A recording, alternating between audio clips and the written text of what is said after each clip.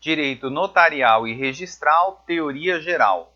Continuando o estudo do direito notarial e registral, ainda na teoria geral, continuando a falar das funções da serventia, sobre a ordem de serviço, falamos da qualificação e vamos estudar agora o procedimento de dúvida, que está descrito no artigo 198 a 203 da Lei 6.015, bem como no artigo 296.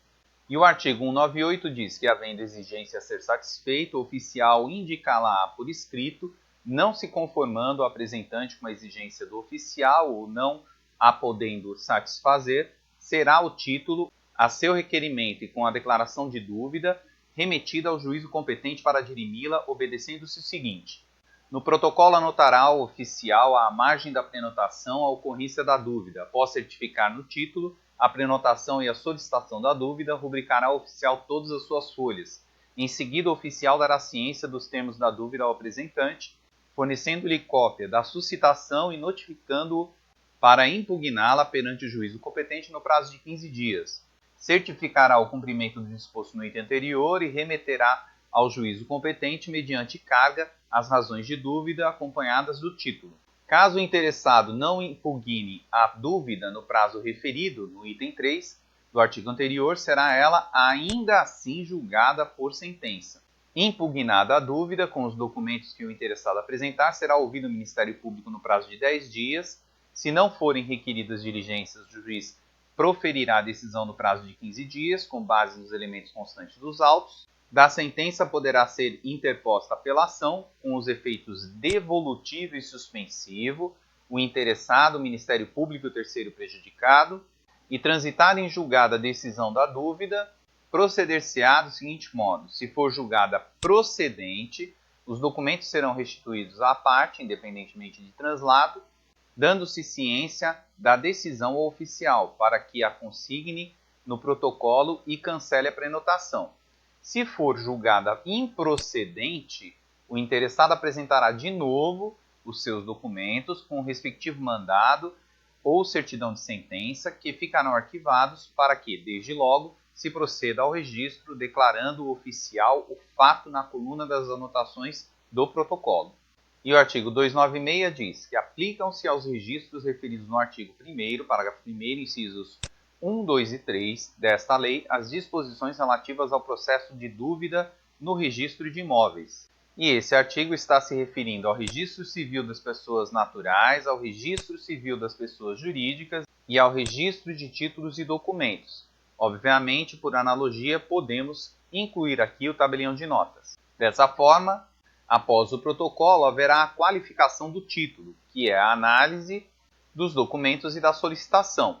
Tendo essa análise um resultado negativo, deverá ser feita a nota de devolução ou nota devolutiva ou nota de exigências, conforme já estudado em aula anterior, que deverá determinar a impossibilidade do ato sem qualquer exigência, por não caber ao registro fazê-lo, ou a possibilidade de inscrição do ato, conquanto que sejam preenchidas algumas exigências. Cumprindo as exigências, o ato será realizado. Caso entenda difícil ou impossível, o apresentante suscitará o procedimento de dúvida, conforme os artigos que acabamos de ler, sendo que essa dúvida poderá ser direta, que é a regra, ou inversa. A dúvida direta é aquela que é realizada pelo delegatário, solicitada, obviamente, conforme lemos, pelo apresentante. Já a dúvida inversa é aquela realizada pelo solicitante diretamente ao juiz competente. E, nesse caso, não são todos os estados que permitem o procedimento da dúvida inversa. E, como podemos observar, o estado do Rio de Janeiro não permite tal procedimento. No entanto, São Paulo, conforme as normas das corregedorias gerais, permite, e diante da bagunça da nomenclatura das normas, eu não vou colocá-las aqui. No caso de Santa Catarina, o artigo 416 e 494 permitem a dúvida inversa, no entanto, ela deverá obrigatoriamente ter assistência de advogado.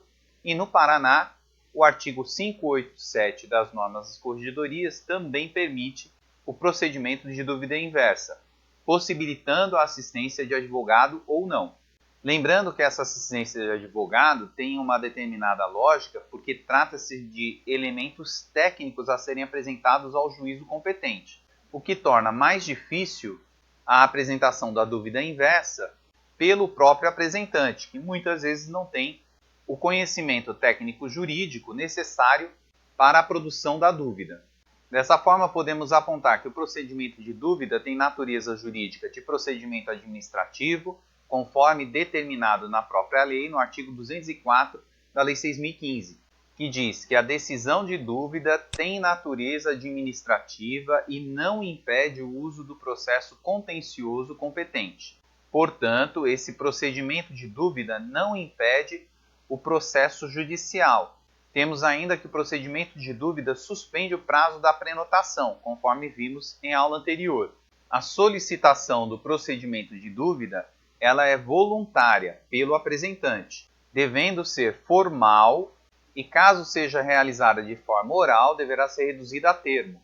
Lembrando que deverá ser apresentado, deverá ser assinado pelo requerente o documento de solicitação, que é um dos documentos necessários à apresentação da dúvida, privilegiando, portanto, o princípio da rogação, que já foi estudado anteriormente.